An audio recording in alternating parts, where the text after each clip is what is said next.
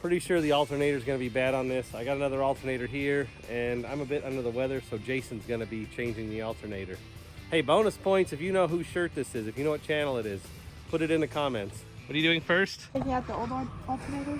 Okay, so what do you have to do to take out the old alternator? Take off the things on the engine. Probably want to disconnect the battery first. Oh yeah, that's probably smart. Just because there is a power lead that goes to the alternator. If you have a wrench on that and touch a ground, you're going to get lots of sparks. You can disconnect either one, but we're going to disconnect the ground. That's just the easiest to get to.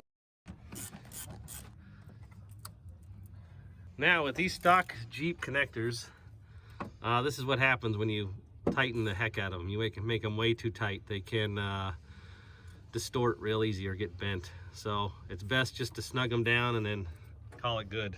So we needed a 10mm deep socket for the battery connector. So this is a 13mm we're going to take off. And because the battery's disconnected, that would normally be positive, but because the battery's disconnected, we don't have to worry about shorting out to anything.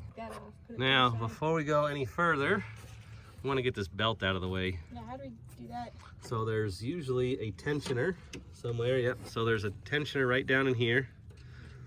You probably need to put some kind of socket on here and move the wrench. It looks like you need to swing the wrench that way to release the tension, and then you probably can just pop the belt off the AC compressor. Okay, so what size is that? 15. Is it moving? A little bit.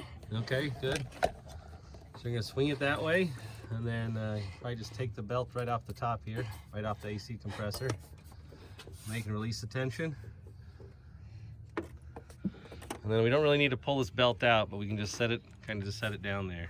Okay, so we've got a 15mm socket for the 2 bolts on the bottom. There's another bolt back here, which is not a 15. I'm pretty sure that looks like a 14 or a 13. I'll let you know. So plug is unplugged. You can see there's a clip on the top there. Just push that in, push that clip in, and you usually gotta wiggle it a little bit to get it out. Oh, and from the factory, a lot of these bolts are extremely tight.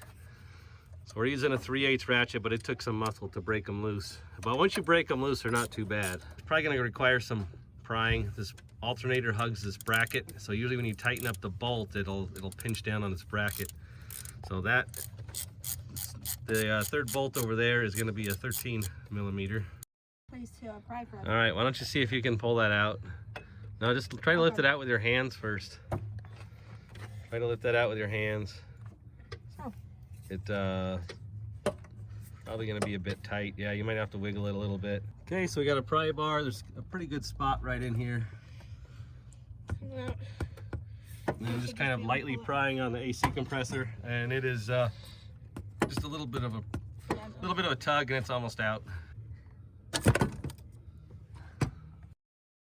So before we try to stab these in here, we want to try to compare them to make sure they're at least mostly the same. And they look pretty good.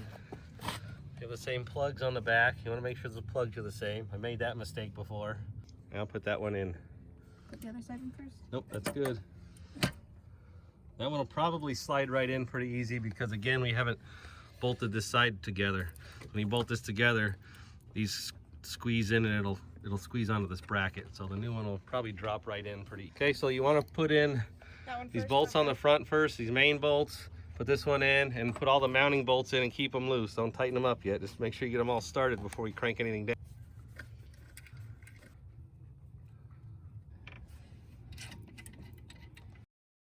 Okay, now all the bolts are in. I'm gonna take the bolts and just snug them down, not crank them down. Just snug them all down, and then we'll go back and tighten them. So how tight do we make these bolts? Tight enough.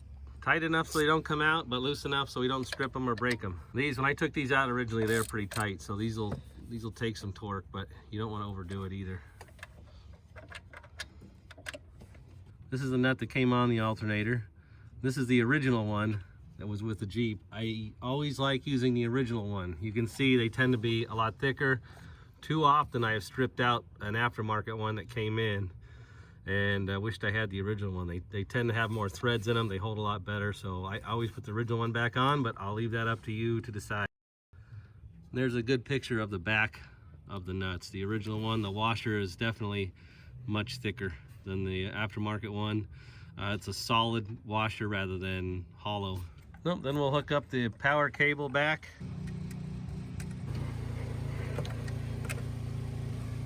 Snap the cover on. All right, now we're gonna put the belt back on. So if you're not sure how the belt goes, there's always a belt routing here.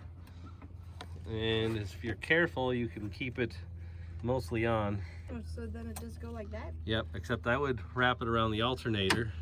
And then do that? Yep, Then but put yeah, it that's, in there. Like and then you're gonna wanna, one hand on the wrench, and you're gonna wanna hold tension on this. So you can pop it back on the AC compressor. There you go, the AC compressor. Is it all the Perfect. way? Yep, that's good. Yep, so we're just looking at the belt routing. Found out this is completely wrong. So it's okay to make mistakes. I mean, Is that good? I think so. Okay. Camera, let's put this thing. So there we go. You can That's check okay. it, belt Oh, routing. no, if it's not on down there all the way. Check on the belt. And it's coming off the crank a little bit. See if I can get some light on that.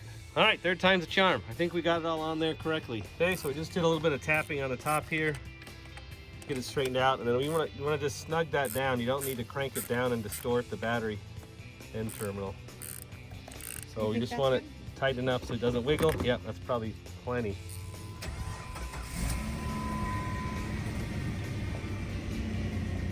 So the battery light is off. It revs up. I noticed when it wasn't charging, the battery light was on. The car would start and just immediately die again. I could give it some gas and keep it running, but it would not idle. It would die. So I guess what happens with a low or a dead battery. But the battery light's off. I think we're good on this, and we'll move on to the next project.